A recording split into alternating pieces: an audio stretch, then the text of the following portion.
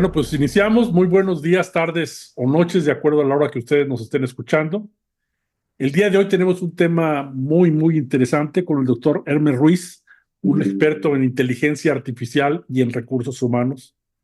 Un tema que personalmente no termino de entender. Para mí la inteligencia artificial no era otra cosa más que mi hoja de cálculo de Excel que me empezaba a hacer las fórmulas, sumas y restas, y luego ya me hacía hasta cálculos muy complicados, y yo pensaba que eso era la inteligencia, hasta que de repente me di cuenta que la inteligencia artificial me rebasó. Pero a pesar de mi ignorancia sobre la inteligencia artificial, también creo que probablemente esté sobrevendida y sobrevendida en algunos aspectos de recursos humanos, que nos gustaría mucho que un gran experto como Hermes nos pueda dar un poquito más de luz. Si eres tan amable, Octavio. Muchas gracias, Alfredo. Pues muy bienvenido, mi querido Hermes. Hermes y yo tenemos ya algunos años de conocernos. Además, eh, diría casi por inteligencia artificial nos conocimos. Pero bueno, vamos a discutir. Hermes ha sido un experto en temas de todo esto de tecnologías de la información y ha trabajado siempre los dos mundos, el mundo de la inteligencia artificial, el mundo de la tecnología y recursos humanos. Y así es como él y yo nos conocimos.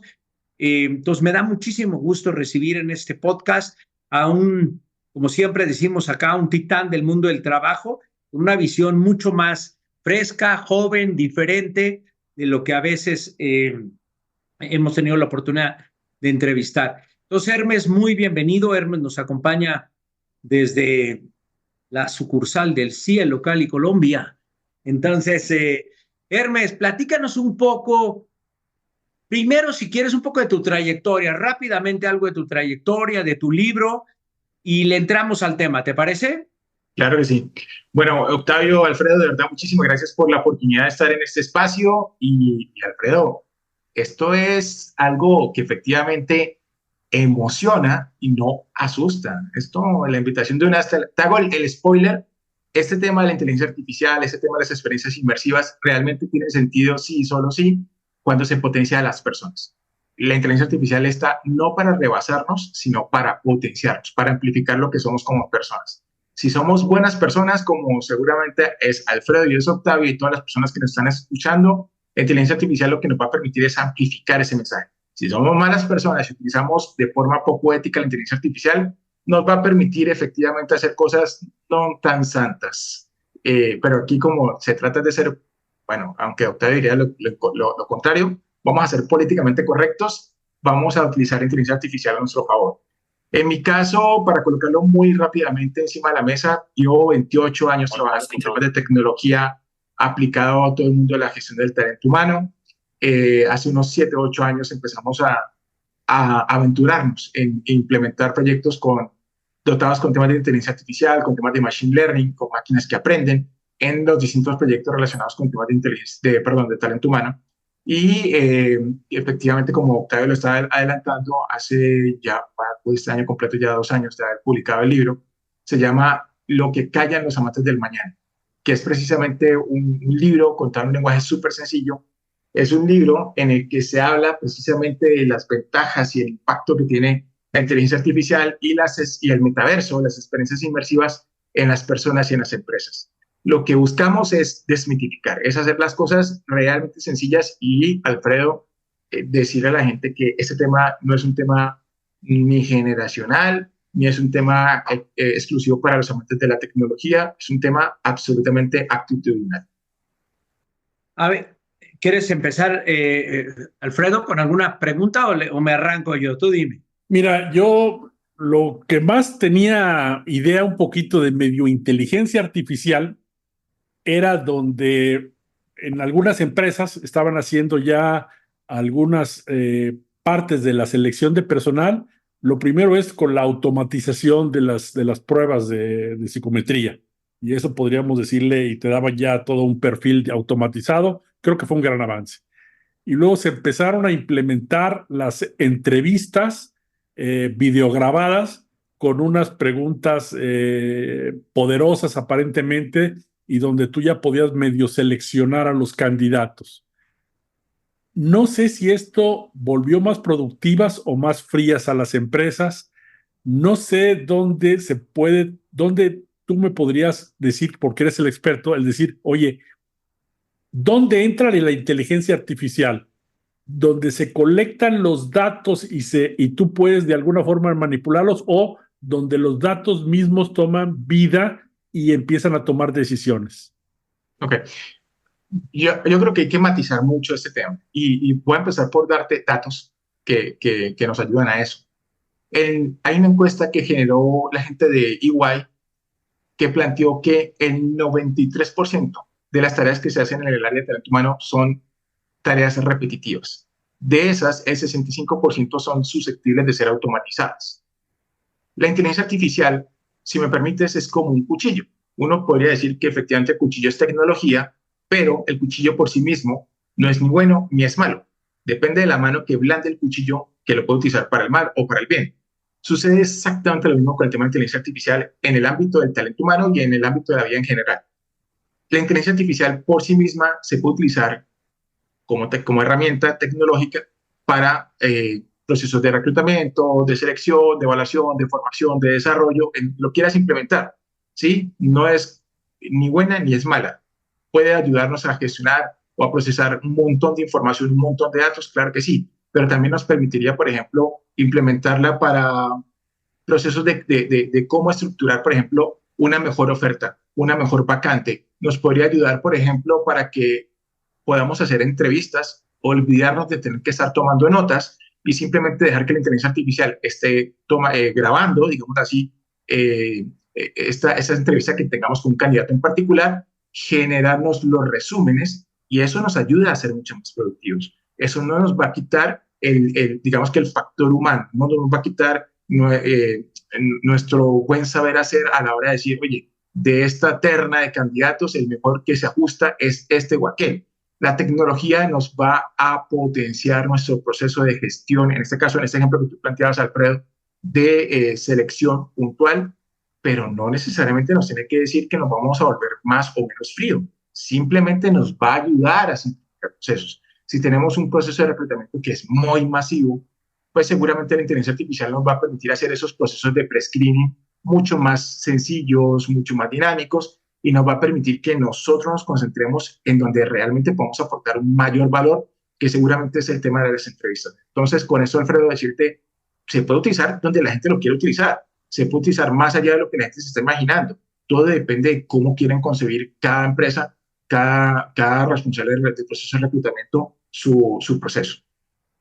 Oye, Hermes, estamos hablando ahora de reclutamiento y selección, donde ya hace algunos años he empezado a usar la inteligencia artificial. Conozco alguna cosa en Querétaro, un programa en Querétaro súper interesante para entrevistas. ¿Dónde más se ve la utilización de la inteligencia artificial para la función de recursos humanos? ¿Dónde son las otras áreas donde está siendo muy utilizada? Yo iba a decir muy bien utilizada, pero bueno, primero pregunto dónde está siendo utilizada y lo segundo que te iba a preguntar, ¿dónde está dando ya muy buenos resultados? Yo te diría que si planteáramos talento humano como, vamos a dividirlo en 4 grandes macroprocesos. Sé que pueden haber muchos más, pero permíteme el ejercicio. Selección, evaluación, formación y desarrollo. Ya no me voy a meter con temas de nóminas y otros rollos, que también hay muchas alternativas, pero permíteme concentrarme con estos 4. En los 4 cabe perfectamente el tema de la inteligencia artificial y hay ejemplos concretos. En selección, pues ya lo decíamos, efectivamente, como decía Alfredo, oye, ya hay algunas entrevistas grabadas. Claro, ahí la inteligencia artificial lo que te puede hacer es ayudarte en un tema de análisis de microexpresiones, ¿sí? Cuando está haciendo ese análisis de cómo está la persona o el candidato reaccionando a un proceso o a una pregunta en particular, el sistema puede entender o inferir si la persona está tranquila, cómoda y tratar de generarte estos informes. Eso para algunas personas es invasivo, para otras personas es un tema de generar un proceso frío, para muchos otros tantos es un tema que efectivamente le ayuda a hacer que la criba sea mucho más efectiva, mucho más rápida y siendo conscientes que es posible que efectivamente esa herramienta en particular que hace ese análisis de sentimientos, de microexpresiones, pues nos pueda dejar por fuera candidatos que sean perfectamente válidos y que a lo mejor se estresaran en un momento determinado y se nos quedaron por fuera del proceso. Entonces allí, digamos que la inteligencia artificial no es ni mala ni buena, simplemente quizás nos permite unos procesos de criba para algunos procesos interesantes o no. En temas de formación, pues todo lo que hay encima de la mesa. Por ejemplo, para hacer la curación de contenidos, para que yo pueda decir, ok, quiero llevar a una persona del punto A al punto B, pero necesito dotarle de más contenidos. Yo puedo utilizar todas las herramientas que ustedes imaginen de estilo, por ejemplo, chatpdf.com, para poder tomar muchos contenidos que no tengo tiempo de leerme y pedirle a la inteligencia artificial que me genere resúmenes con informes perfectamente válidos, que eso me permita generar esa información de una forma mucho más sencilla. Puedo enriquecerla, pasar ese resumen y meterlo, por ejemplo, a un chat GPT para hacerlo lo más sencillo y decirle, oye, complementame esta información, genérame un artículo, genérame infografías, genérame los elementos para yo después pasarla a una herramienta de texto a imagen, como podría ser Canva o Midjourney o Dalí o cualquiera de las que ustedes se puedan imaginar. Hay 800,000 alternativas ya de texto e imagen. Y ahí ya voy generando los elementos para poder hacer un proceso de formación mucho más atractivo. Puedo hacer eso, puedo tomar de texto a imagen, de texto a video, y de texto a video está Pika Labs, está Runway, está el mismo Canva, que me permita que esa información que fui curando vaya cobrando vida y lo pueda entregar en distintos formatos. Puedo entregar ya en texto, en video y en imagen con los ejemplos que estamos comentando. Y además yo puedo llegar y decirle, ¿sabes qué? No tengo tiempo de hacer el video. Toma el artículo que generé de resumen y con este tipo de herramientas que permiten tomar el blog o los artículos, conviértemelo en un video adicional. O sea, hay muchas alternativas y con eso impactar formación. Puedo cruzar variables, puedo utilizar herramientas que me permitan llegar y decir, revísame el ajuste del nivel de cumplimiento de los procesos de formación de mis personas, de las interacciones que tengo con esos usuarios y utilizar esas rutas de desarrollo de una manera totalmente personalizada. La lógica de cómo combinar distintas herramientas, de cómo sacarle provecho, no depende de la tecnología. Y eso es muy importante que la gente se lo quede claro.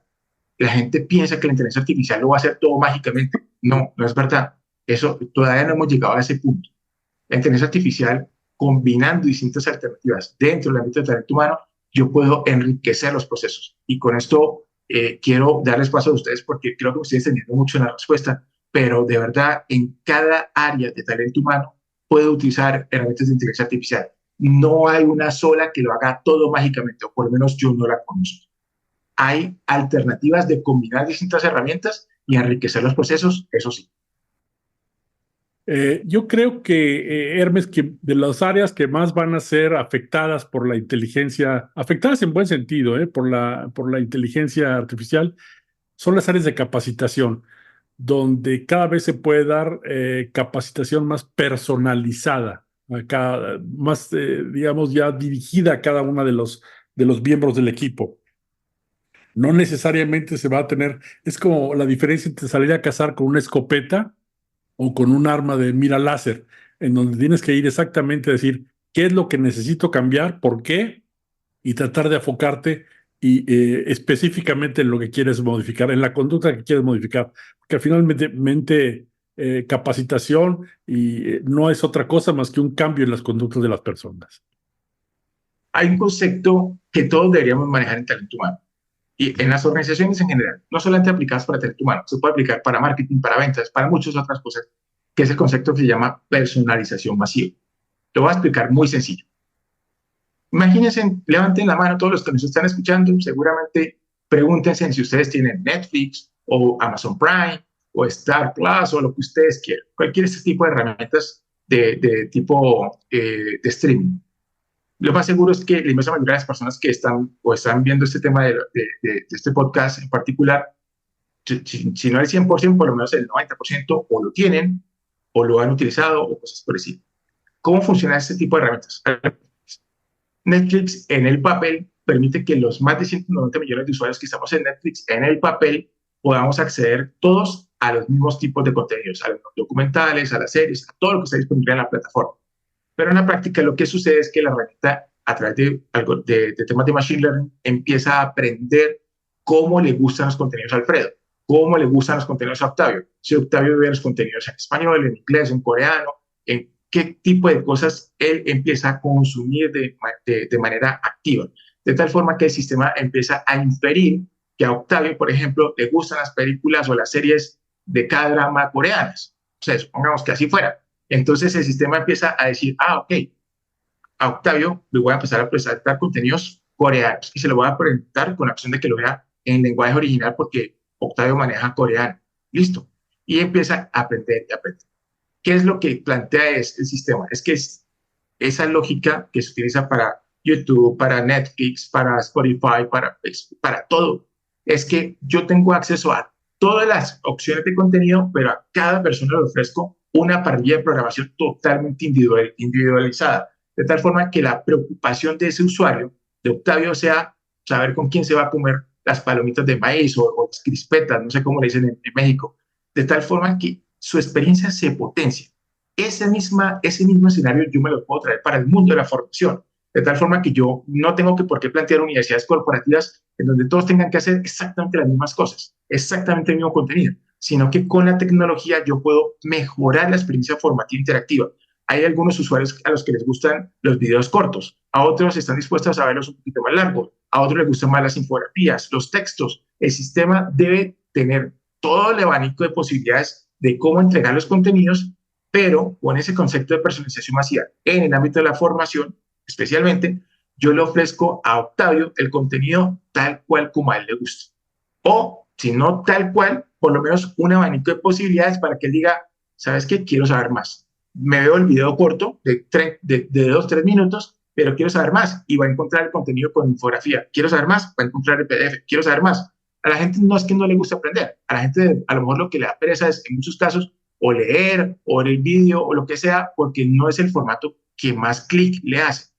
La inteligencia artificial correctamente implementada para potenciar experiencias formativas, con este concepto de personalización masiva, lo que va a lograr es que haya un verdadero clic de la gente con los contenidos que ofrece la organización. ¿Cuáles consideras tú que serían los peligros de la inteligencia artificial? Los peligros de la inteligencia artificial, no creo que haya muchos de la inteligencia artificial per se. Los peligros de la incorrecta utilización, de la no ética implementación, de no entender la importancia, por ejemplo, de conceptos como la seguridad de los datos, la calidad de la información, depende de las personas, no de la tecnología. La tecnología no es buena ni es mala, está ahí. Si tú le metes, por ejemplo, si en la organización no se toman en serio el tema de la seguridad de los datos, cualquiera puede acceder a la información, cualquiera sin importar el rol, accede a estos elementos, o peor aún, yo puedo hacer combinaciones en el sistema de procesos de reclutamiento y puedo exponer la información del currículum de un candidato y lo comparto en WhatsApp o lo subo a un sitio web o cosas por el estilo y expongo los datos sensibles de las personas, ¿sí?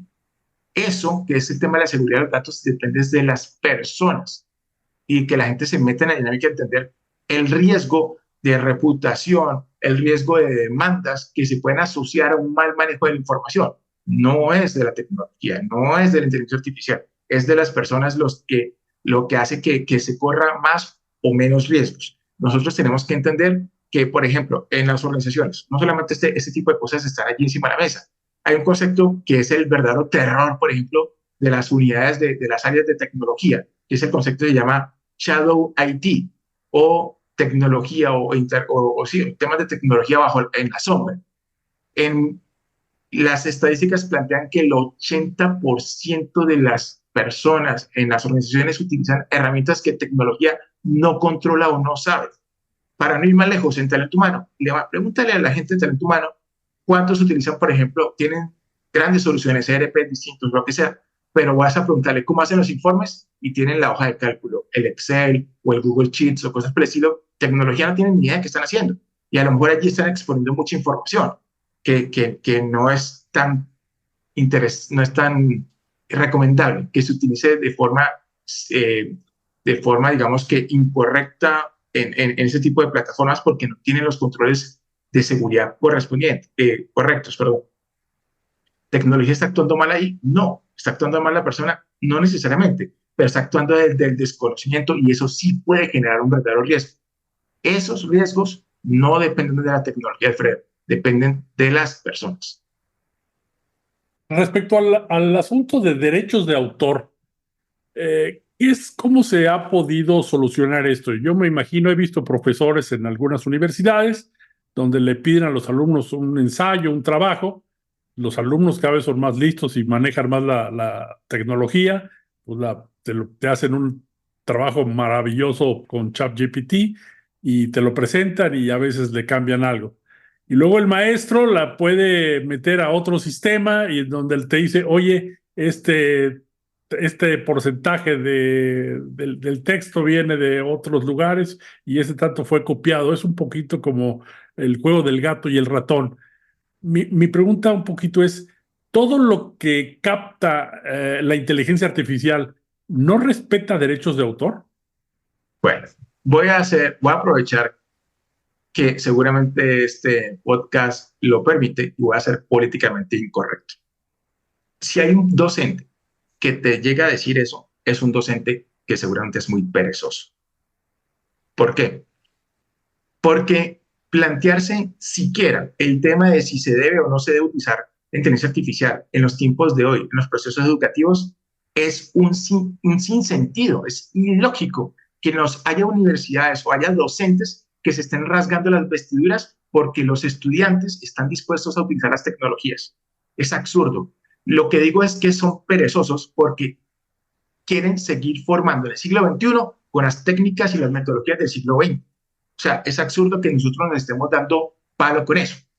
En los tiempos de antes, si para no ir más lejos, en el siglo pasado, los docentes salieron a hacer huelga porque la gente utilizaba calculadoras en el aula de clase. ¿Sí? Yo a mi hijo, que tiene 19 años, le digo, es que yo utilizaba calculadora científica y él me dice, ¿qué? ¿Calculadora qué? ¿Cómo? ¿Eso qué es? Y en nuestra época ya era normal, por lo menos en la mía, ya era normal utilizar la calculadora. ¿Sí? Hoy en día lo normal es utilizar inteligencia artificial. Tenemos que entender que esa es la nueva normalidad. Y nosotros tenemos que invitar a los docentes a que digan, venga, no le mande trabajos en clase, a la casa. Invítelos a discutir casos, invítelos a fomentar el pensamiento crítico, invítelos a leer, a exponer, a debatir, o sea, cambiar las formas, cambiar las reglas de juego. Las herramientas en el mundo de la educación asociadas al tema de inteligencia artificial nos debería permitir que, por ejemplo, que el estudiante tenga herramientas de valoración permanente, en tiempo real, que le permita tener la opción de decir, oiga, por aquí no es el camino correcto, vamos a llevar o vamos a construir un caso que puedas debatir en el aula de clase. Pero los docentes están acostumbrados, y con el perdón de los que lo hacen de forma perezosa, llevan 5, 10, 15 años dictando una clase y tú vas a ver y tienen el mismo material, no cambian, no se actualizan. Entonces, Alfredo, sinceramente, si hay algún docente que se esté rasgando las vestiduras por eso, francamente es un perezoso. Ahora bien, para la pregunta, y bueno, aquí que conste que esto es políticamente incorrecto, porque si fueran en una aula educativa que me hacen esa pregunta, les digo, no, miren, es importante, es interesante que ustedes consideren la opción de cambiar su método educativo. Pero bueno, para el tema de los derechos de autor, hay una zona gris, pero vuelvo a reiterar, no es un tema de la tecnología, es un tema de cómo lo estamos utilizando.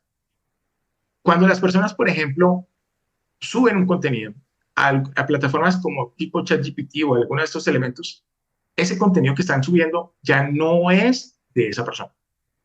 Ya pasa a ser, por ejemplo, en el caso de ChatGPT, de OpenAI, pasa a ser de dominio público, por decirlo de alguna manera, para simplificar. Obviamente, si aquí hay algún abogado que nos está escuchando, va a decir, no, hay que leer la letra menuda, pero hay que simplificar, pasa a ser de dominio público. No va a pasar, o no debería pasar, que si yo le pregunto algo, le digo, oye, hazme un resumen del libro políticamente correcto, o hazlo sencillo, la inteligencia artificial no me lo va a pasar literal, ¿sí? Me lo va a pasar contextual. El sistema ha aprendido con lo que nosotros le hemos ido compartiendo. Somos millones de personas los que estamos entrenando la herramienta como se llame, ChatGPT, Gemini, Falcon, lo que ustedes quieran, somos nosotros los que les estamos entrenando. Nosotros debemos entender que nosotros debemos hacer un uso ético de las herramientas. Si nosotros pretendemos, por ejemplo, decirle, hay plataformas que te garantizan en teoría que el 100% de lo que tú publicas, perdón, lo que obtienes de esas herramientas son indetectables por la inteligencia artificial. Por ejemplo, hay una que se llama Aitor.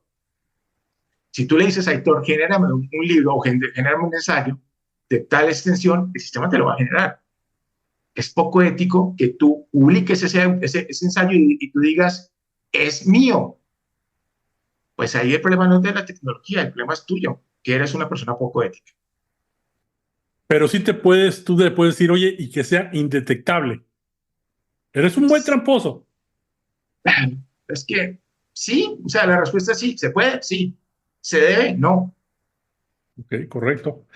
Yo creo que los cambios en la educación están ahorita a pasos agigantados. Yo creo que los grandes cambios vienen ahí en ese sistema. Yo estoy seguro de que las carreras que conocemos tienden a desaparecer. En una ocasión me decía el rector del TEC de Monterrey Campus, Morelos, me decía, mira, yo creo que en el futuro, y sobre todo con lo de la pandemia, dice, yo estoy casi seguro de lo que va a suceder es de que ahora cada alumno va a formar lo que quiere aprender y mucho va a ser en base de certificaciones. Algunas certificaciones de conocimientos las van a tomar en la misma universidad y otras en empresas. Pero no creo que vaya a haber una formación, digamos, de un ingeniero exactamente igual a la de otro ingeniero, sino cada ingeniero va a tener su propio toque de acuerdo a sus intereses personales. Sí, la respuesta es sí, estoy de acuerdo en lo que estás planteando, en lo que te plantea esa persona, pero también lo matizaría. Yo no creo que todo vaya a desaparecer.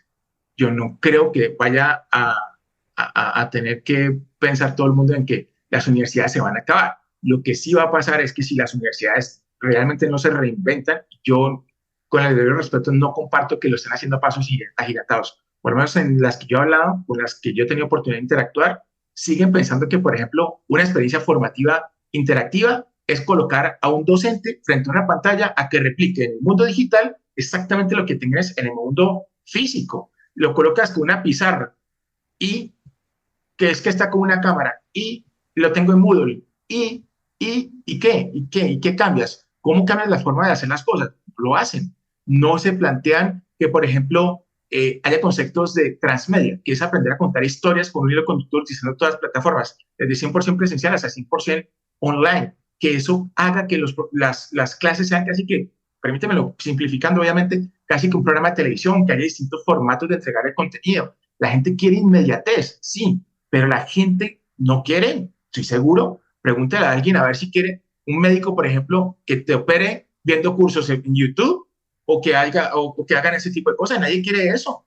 Pero lo que yo sí quiero es que un médico que yo vaya con una enfermedad atípica o lo que sea, por ejemplo, se pueda apoyar en herramientas de inteligencia artificial para poder detectar cosas que el ojo humano a lo mejor no detecta rápidamente, que pueda haber una radiografía o una tomografía y que el sistema le ayude a detectar, oye, tiene un 95% de probabilidades de que esta persona tenga un cáncer que se detecta a tiempo y que con la correcta combinación de máquina y hombre se pueda tomar decisiones que puedan preservar la vida.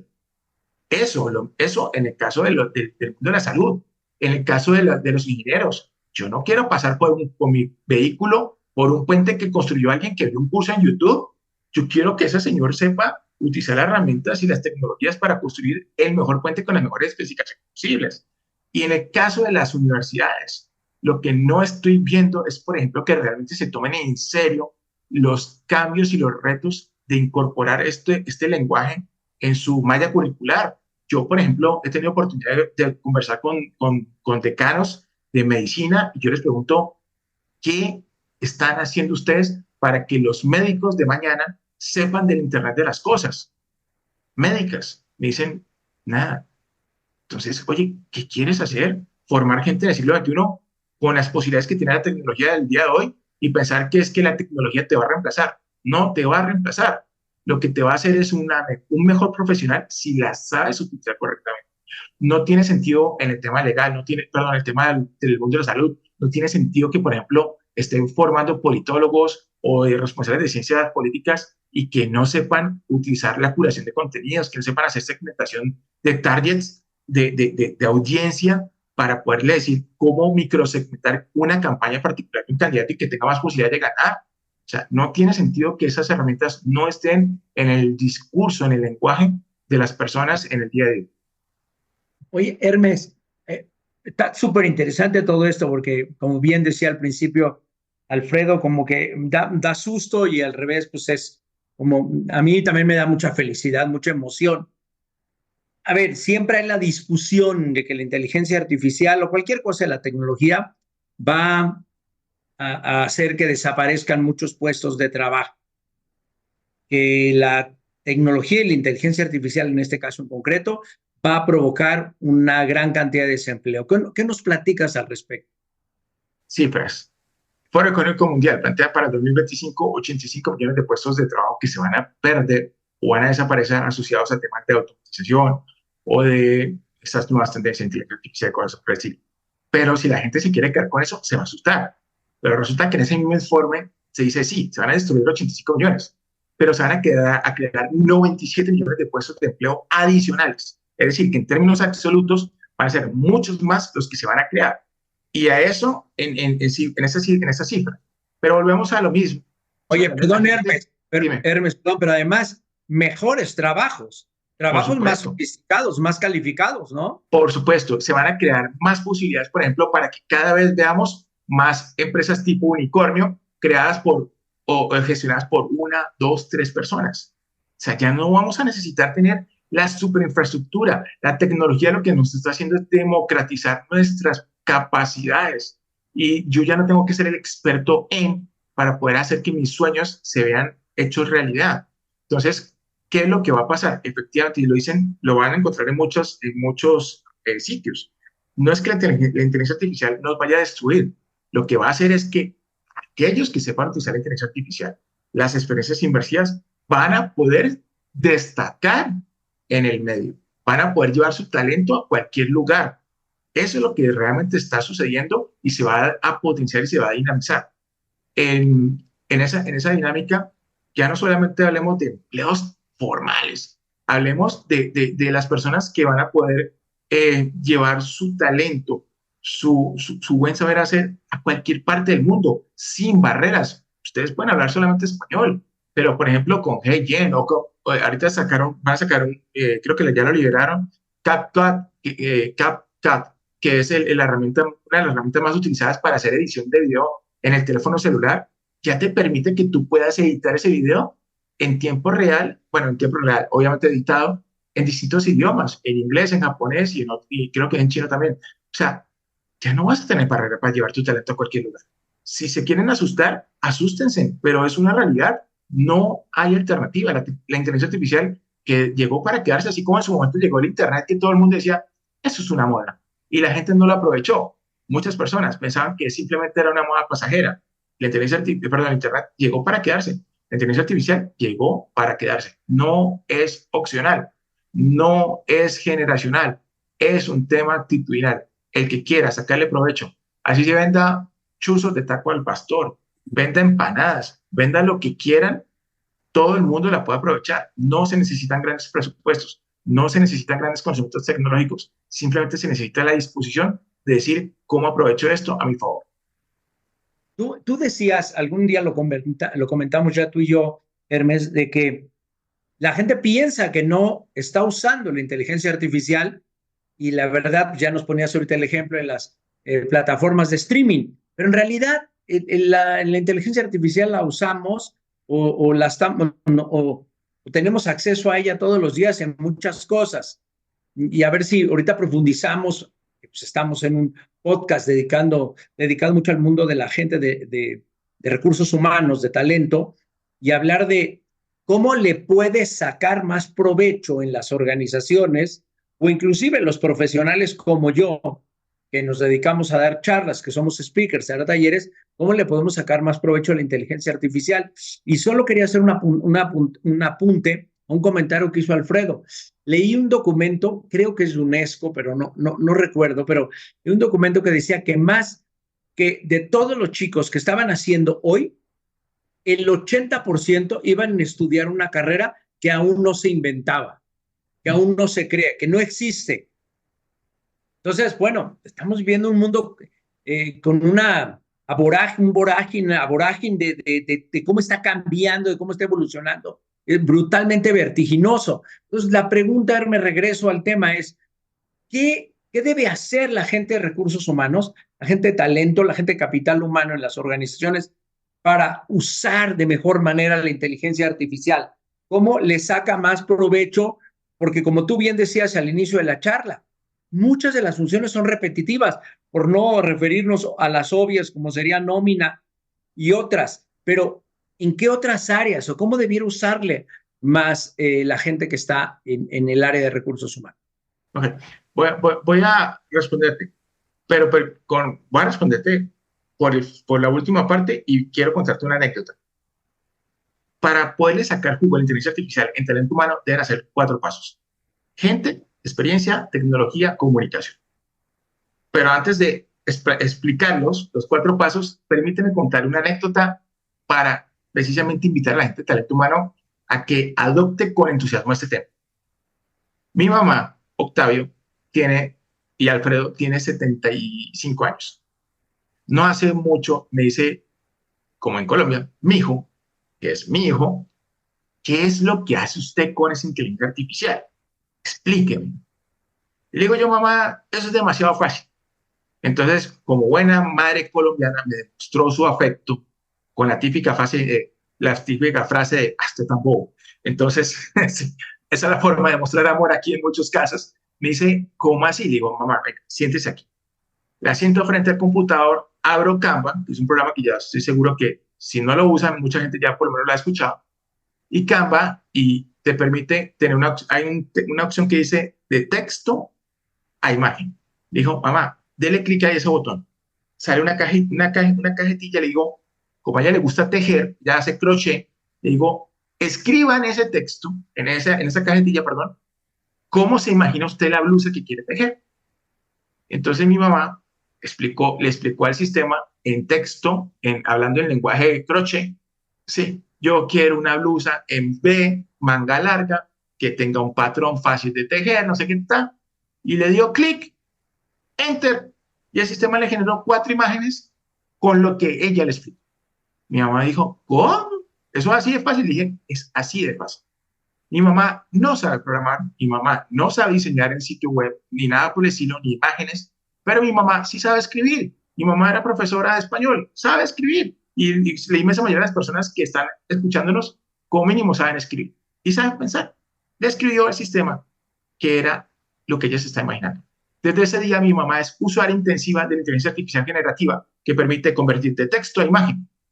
Lo que ella quiere tejer, primero lo escribe, Canva le genera unas imágenes y dice, sí, me gusta, no sé qué tal, lo teje, toma la foto, lo sube a Instagram, le coloca el hashtag y vende. Y hay meses que ella vende más que yo y mi mamá tiene 75 años. Es así de fácil. Con esto decirles, vuelvo y reitero, es un tema actitudinal, no es un tema generacional, no es un tema de conocimiento.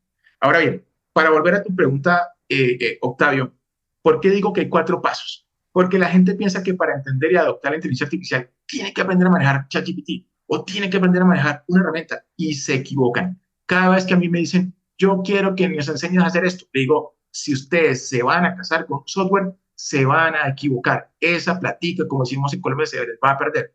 ¿Por qué tienen que empezar primero por la gente? Porque tienen que hacer un proceso de upskilling, de reskilling, que la gente aprenda lo básico. ¿Cuáles son las habilidades del siglo XXI? Que tienen que ver con aprender a identificar las fuentes de información, acceder a las fuentes de información correctas, aprender a separar la paja del trigo, aprender en el buen sentido de la palabra a simplificar, a entender qué hago con todo ese montón de información. ¿Para qué? Para darle paso al proceso de creación y de comunicación.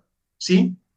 Aprender a hacer eso es fundamental, porque si las personas no potencian eso, no potencian el pensamiento crítico, todo lo que le metan al software que quieran utilizar, me da igual que quieran utilizar, pueden, si no se colocan en la tarea de cuestionarse, si lo que están metiendo allí es información idónea, si le meten a la tecnología basura, al final del proceso va a salir basura. Entonces yo tengo que tener unas personas que estén claros con la importancia de ese pensamiento crítico.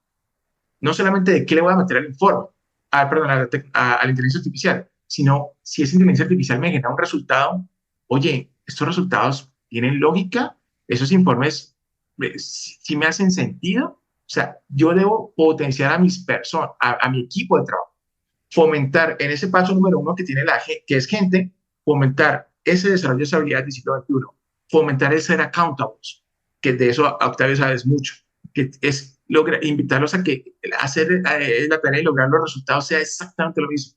Y el tercer componente es que se desaparezca el miedo al fallo, que se entiendan que deben ser humanos, que no importa que yo me equivoque, que yo tenga una organización que esté con disposición de estar en constante beta, que la gente pueda arriesgarse a probar cosas distintas.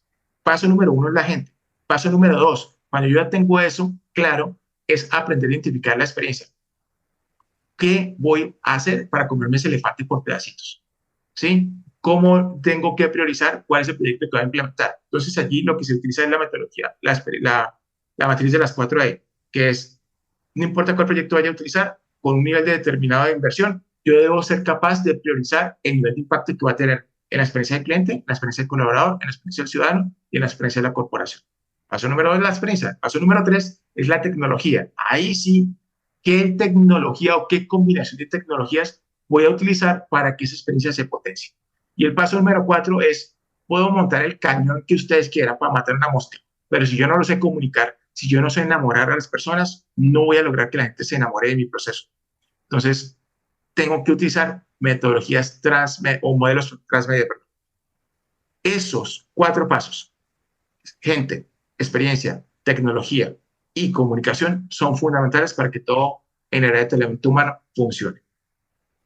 Creo que es muy importante también el mencionar que uno de las ataduras que tenemos, de los paradigmas que tenemos, sobre todo en muchas universidades, es el tiempo. Y entonces te dicen, oye, ¿quieres hacer un diplomado? Para que sea diplomado, tiene que tener 120 horas. Y para que sea una carrera universitaria, tiene que ser de 4 años. Y yo siempre les he preguntado, y me han corrido ya varias veces.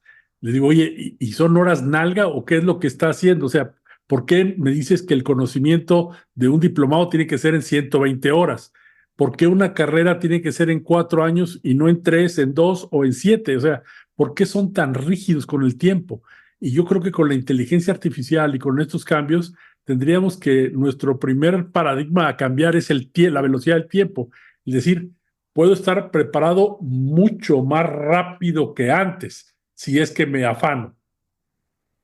Pues es que esa es una realidad, Alfredo. O sea, mira, vuelvo y reitero, yo creo que hay que matizar, no todo es a la velocidad de la luz. Yo no me quiero dejar operar de un médico que vio un curso de 8 meses. O sea, no quiero. No sé tú, o sea, no me imagino no sé, análisis complejos, ¿sí? Por una persona que estudió 7, 8 meses. No quiero. Me niego rotundamente a que sea una persona con un poco nivel de formación y de rigurosidad y de ensayo y de todas estas otras cosas detrás de una correcta formación, lo que esté, por ejemplo, para mí, prestando un servicio de salud. No lo quiero. Pero ahora bien, hay algunos ámbitos en donde las reglas de juego sí deben cambiar. Y las universidades van a perder la apuesta si no se adecúan. Y no es un tema de velocidad, es un tema de entender las posibilidades que hay encima de la mesa. Por ejemplo, en el mundo de la música, mi hijo está estudiando para ser productor musical. Una carrera de 10 semestres, en una universidad muy buena, muy costosa. En el segundo semestre, mi hijo me dice, papá, yo me quiero salir de la universidad. Yo ya le he pagado un año, 2 semestres, y digo, ¿cómo así que se va a salir usted de la universidad tan caro y usted se va a salir? Digo, ¿por qué? Obviamente lo decía yo en mi voz interior, mientras que afuera parecía como si no, tranquilo, yo te entiendo. Pero por dentro yo estaba pensando, esa inversión, ¿cómo vas a decirme eso? Digo yo, ¿por qué te quieres salir de la universidad? Y me dice, papá, lo que pasa es que yo sé más que los profesores.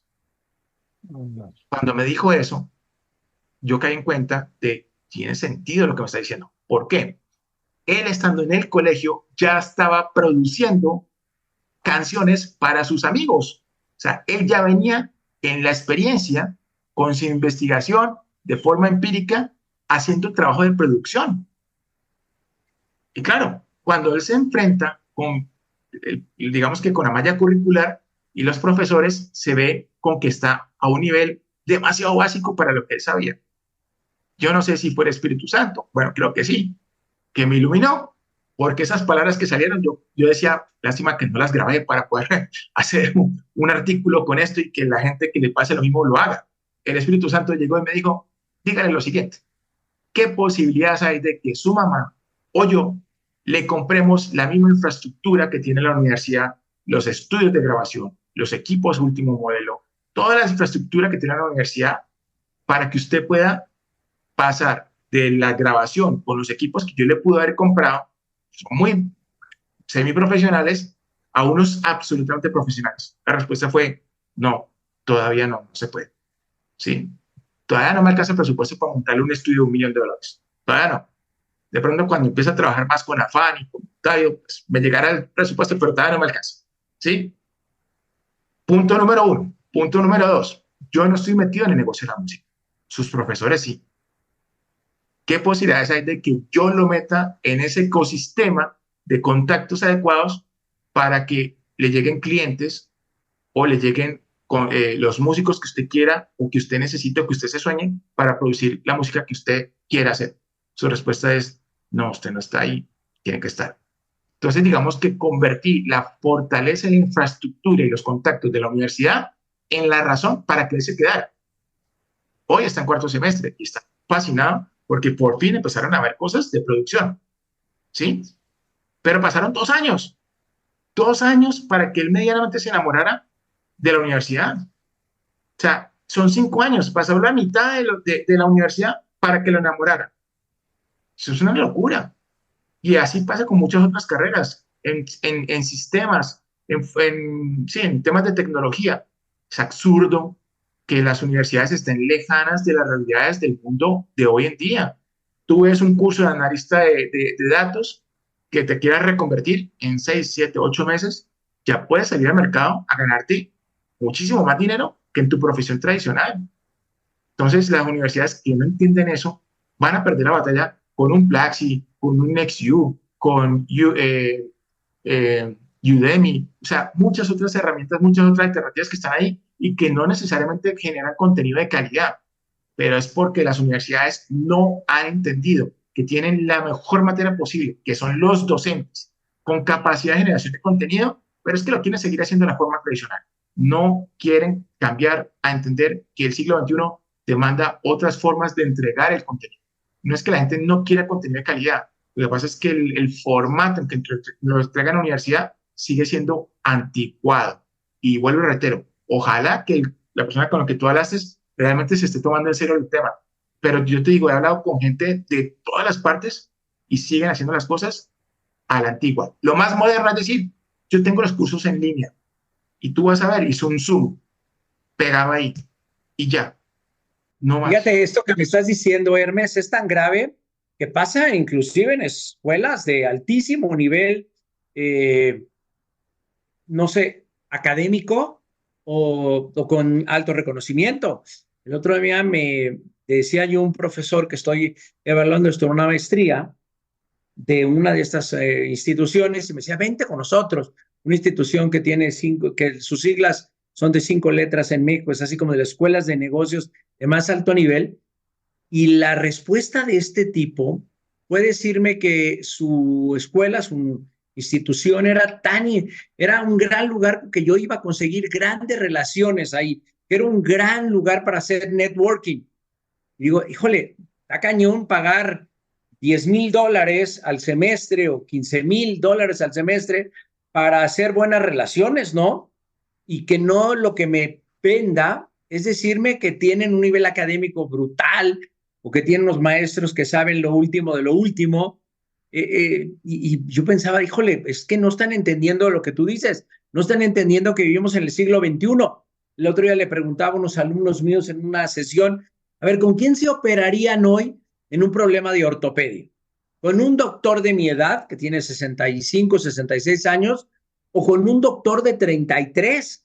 Yo digo, yo no tengo ninguna duda que me iría a operar con el de 33, ¿no?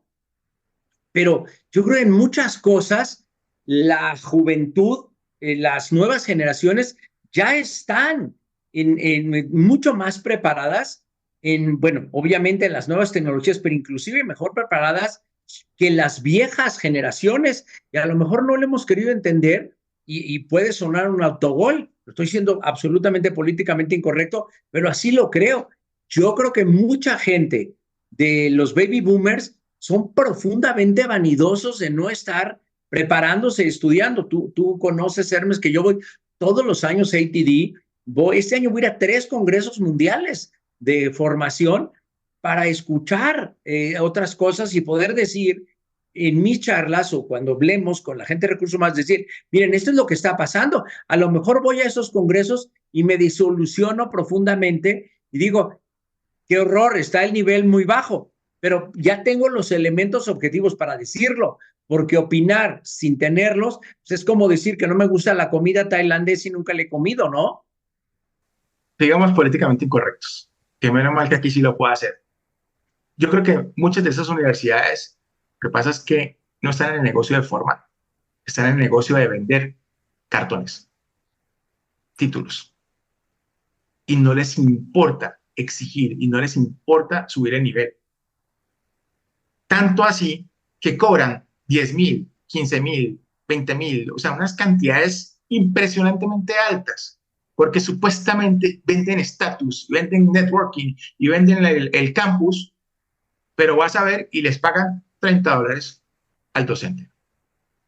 Entonces, muchos de esos docentes, con el perdón, no son buenos, no se actualizan. ¿Cómo es posible? Totalmente de acuerdo. Y además esa universidad que, bueno, maravillosa que habla Octavio, imagino cuál es, lo más que tiene de tecnología, que es interesantísimo, es que tiene una aula muy padre y donde tiene todos unos pizarrones en 3 niveles y los pizarrones se pueden mover. Entonces, pero eso es todo. O sea, pizarrones de todavía que con GIS, pizarrones negros. Esa es todavía la máxima tecnología que tienen.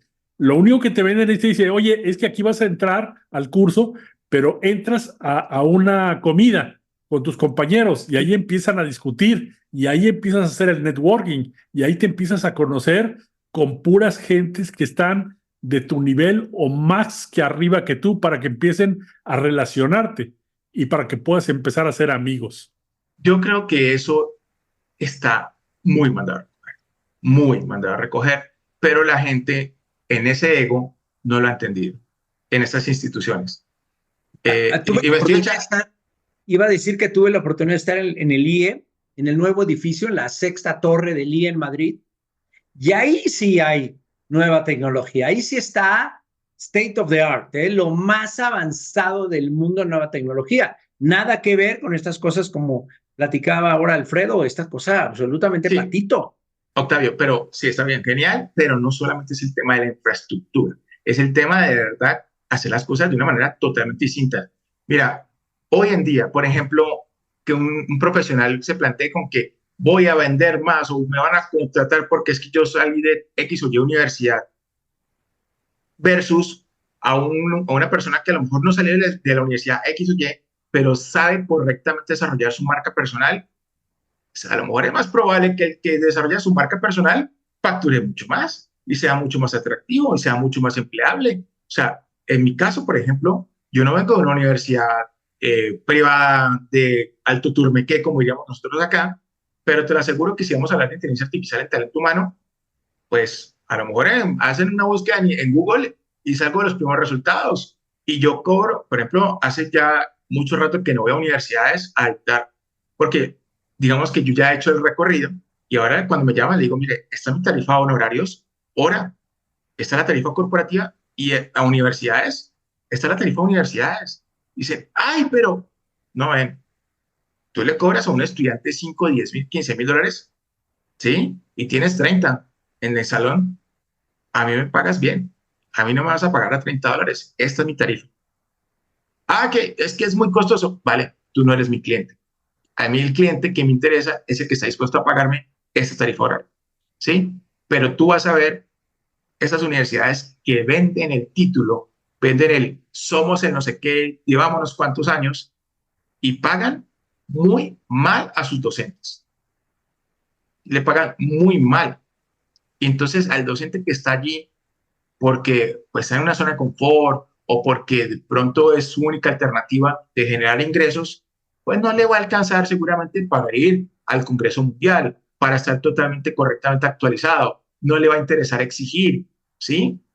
A mí, por ejemplo, hace unos años de una universidad que me invitaron en una especialización, el decano de esa universidad, de esa facultad, perdón, me contactó y me dijo, oye, es que les estás exigiendo mucho. ¿Cómo es posible? Yo dije, ¿en serio? No son estudiantes de pregrado, son estudiantes de posgrado. ¿Cómo no les vas a exigir que entreguen informes, que hagan presentaciones? No, es que mira, es que... No, no, no. Entonces, ven, no me lo vas a invitar a una de tus especializaciones, porque no tiene sentido que formen gente mediocre. Eso es lo que yo veo, mucho ego, mucho anclaje del siglo pasado, y yo sé que si nos van a escuchar de muchas universidades, a lo mejor van a volver a hablar, pero como esto es espacio para hablar correctamente, eso es lo que creo.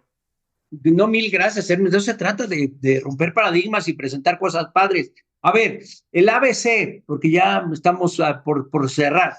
El ABC, ¿qué debiera hacer una gente que está hoy en recursos humanos que no sabe nada de usar herramientas de inteligencia artificial que podría hacer en su trabajo? Ya nos decías, Canvas es una muy buena cosa. Obviamente, ChatGPT.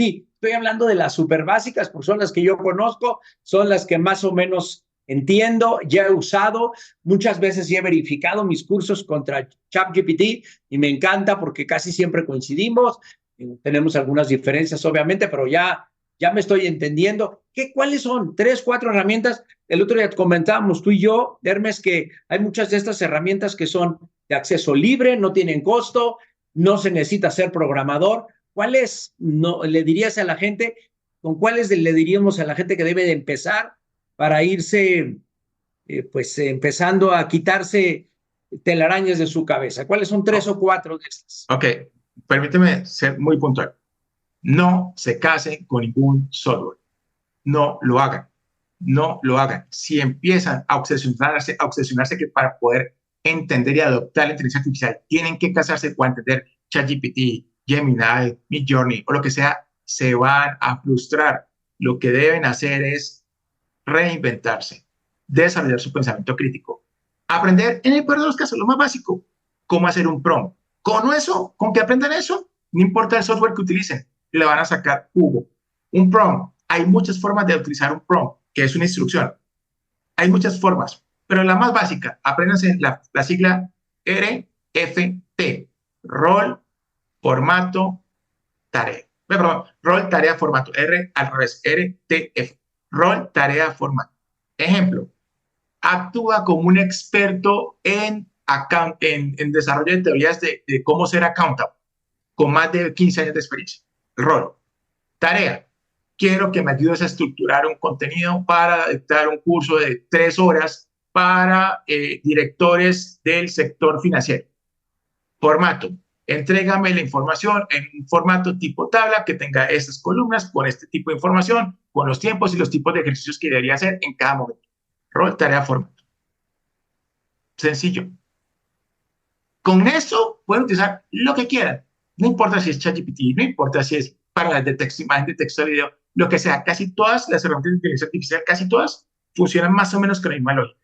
Pero no es el software, es el cómo lo voy a sacar, cómo lo voy a aprovechar cada uno de esos macroprocesos, cómo voy a utilizar la lógica de verdad conectarme con generar verdaderas experiencias diferenciales.